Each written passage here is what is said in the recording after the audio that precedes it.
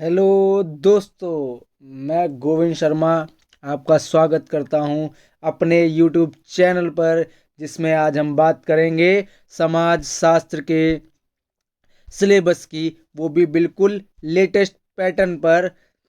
कक्षा 12वीं के लिए, सत्र 2023-24 के लिए। जैसा कि आप सबको पता है कि जो पेपर होगा वो 80 नंबर का होगा और 20 नंबर आपके प्रोजेक्ट के होंगे। इस प्रकार से आपके 100 नंबर का पेपर बनेगा। 40-40 नंबर की दोनों बुक्स आपकी आएंगी। इसी तरीके से आपका सिलेबस चलेगा। तो आइए शुरू करते हैं अपना सिलेबस। तो जैसा कि हम सबको पता है, जो समाज शास्त्र है वो दो भागों में विभाजित है, या फिर कह सकते हैं इसकी दो बुक है। एक आपकी भारतीय समाज, और जो दूसरी बुक है वो है हमारी भारत में सामाजिक परिवर्तन और विकास।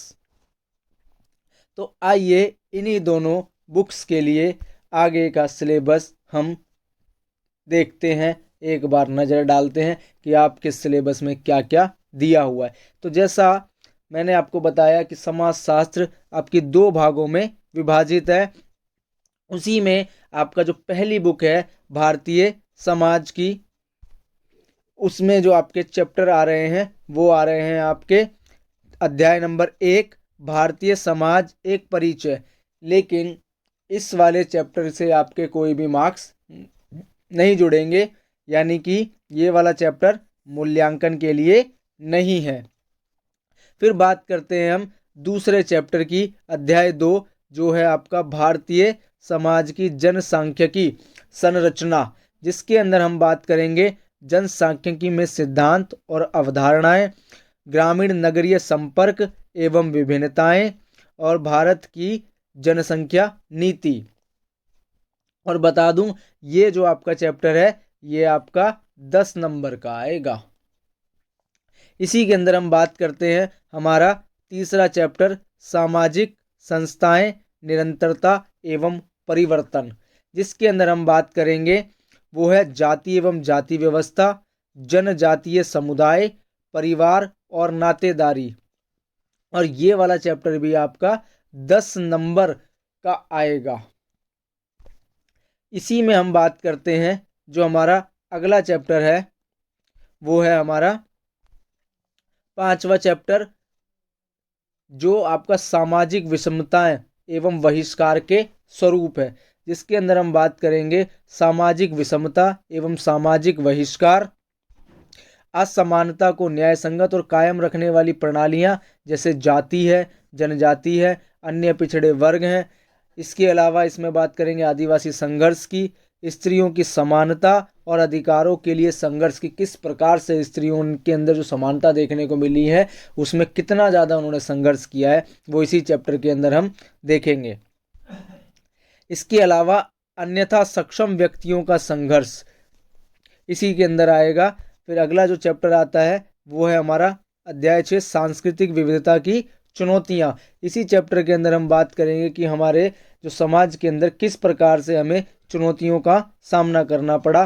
तो जरा देखिए इसमें क्या क्या पढ़ेंगे। सांस्कृतिक समुदाय और राष्ट्र राज्य, भारतीय संदर्भ में क्षेत्रवाद, राष्ट्रीय राज्य और धर्म से संबंधित मुद्दे और पहचान, इसके अलावा सांप्रदायिकता, धर्मनिरपेक्षता और राष्ट्र राज्य, और लास्ट में इसमें पढ़ेंगे राज्य और नागरिक समाज। जो हमारा फिर इसके बाद में अगला चैप्टर है वो है हमारा 7 चैप्टर, लेकिन ये परियोजना कार्य के लिए है, इसका भी मार्क्स नहीं जुड़ेंगे। यानी कि 6 चैप्टर में से पहली बुक में 4 चैप्टर जो आपके आएंगे इसके मार्क्स जुड़ेंगे, और चारों चैप्टर 10-10 नंबर के हैं। इस प्रकार से जो आपकी बुक होती है ये 40 नंबर अपने पूरे करती है। फिर हम जो बात करते हैं वो करते हैं हम अगली बुक की, जिसका नाम है आपका भारत में सामाजिक परिवर्तन और विकास। ये बुक भी 40 नंबर की है। जिसके अंदर हम बात करते हैं, देखते हैं कि कौन से चैप्टर से कितने कितने मार्क्स के आएंगे। इसमें टोटल आपके भारत में सामाजिक परिवर्तन और विकास में अध्याय 1 संरचनात्मक परिवर्तन, इसके अंदर हम बात करेंगे उपनिवेशवाद की समझ, औद्योगिकरण, नगरीकरण की।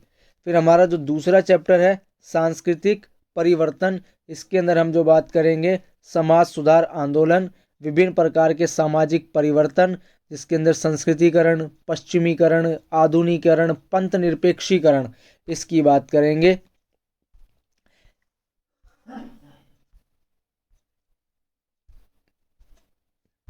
जो अध्याय 4 यानी कि तीसरा चैप्टर कटा हुआ है, अध्याय 4, जिसके अंदर हम बात करेंगे ग्रामीण समाज में विकास एवं परिवर्तन, जिसके अंदर हम बात करेंगे कृषि संरचना, ग्रामीण भारत में जाति और वर्ग, भूमि सुधार, हरित क्रांति और उभरते कृषि समाज, हरित क्रांति और उसके सामाजिक परिणाम, ग्रामीण समाज में परिवर्तन, मजदूरों का संचार, भूमंडलीकरण, उदारीकरण और ग्रामीण समाज की भूमंडलीकरण उदारीकरण से ग्रामीण समाज के ऊपर क्या प्रभाव पड़ा, वो इसी चैप्टर में हम बात करेंगे। फिर आता है अध्याय नंबर 5, जो है हमारा सामाजिक औद्योगिक समाज में परिवर्तन और विकास, जिसके अंदर हम बात करेंगे नियोजित औद्योगिकरण से उदारीकरण तक, लोग काम कैसे पाते हैं, कार्य प्रक्रियाएं कैसी हैं, काम करने की स्थितियां कैसी हैं, घरों में होने वाला काम, हड़तालें और संघ। तो 5वां चैप्टर था। इसके बाद में जो आपका आता है यानी कि 6ठा और 7वां, ये चैप्टर आपके कटे हुए हैं और डायरेक्ट आता है 8वां सामाजिक आंदोलन, इसके अंदर क्या आंसर है सामाजिक आंदोलन, जिसके अंदर हम बात करेंगे सामाजिक आंदोलनों की अवधारणा, सामाजिक आंदोलन के सिद्धांत और वर्गीकरण, पर्यावरण आंदोलन, वर्ग आधारित आंदोलन, कामगार किसान, जाति आधारित आंदोलन, दलित आंदोलन, पिछड़ा वर्ग एवं जातियों के आंदोलन, उच्च जातियों की क्या प्रतिक्रियाएं रहीं इन आंदोलन के प्रति, जनजातीय आंदोलन, स्वतंत्र भारत में महिला आंदोलन कि महिलाओं ने अपने संघर्ष के लिए, अपनी स्वतंत्रता के लिए, समानता के लिए किस प्रकार से आंदोलन का सहारा लेकर इस समाज के अंदर परिवर्तन लाने की कोशिश की।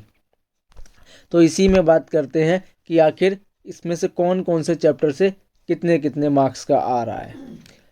तो जो आपका सेकंड बुक है हमारी भारत में सामाजिक परिवर्तन और विकास, इसमें जो पहला चैप्टर है ये आपका 5 नंबर का आ रहा है, दूसरा चैप्टर ये भी 5 नंबर का आ रहा है।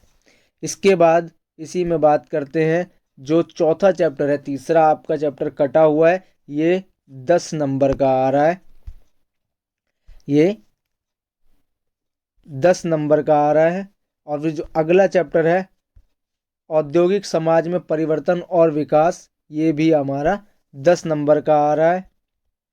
जो लास्ट चैप्टर है 8वां सामाजिक आंदोलन, ये भी 10 नंबर का आ रहा है। इस प्रकार से ये बुक भी आपकी 40 नंबर की पूर्ण होती है।